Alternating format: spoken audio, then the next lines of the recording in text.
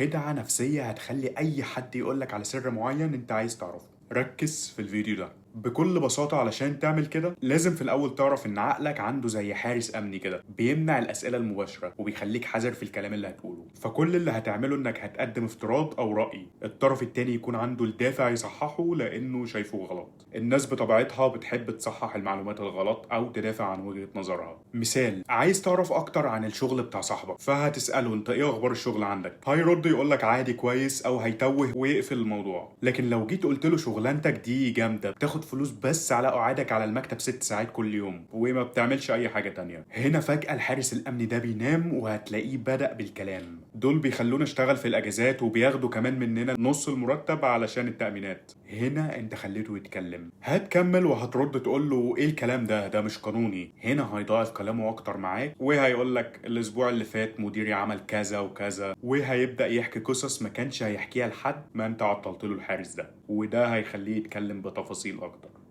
للاستشارات أو السيشن الأونلاين ابعت كلمة سيشن في رسالة. سلام.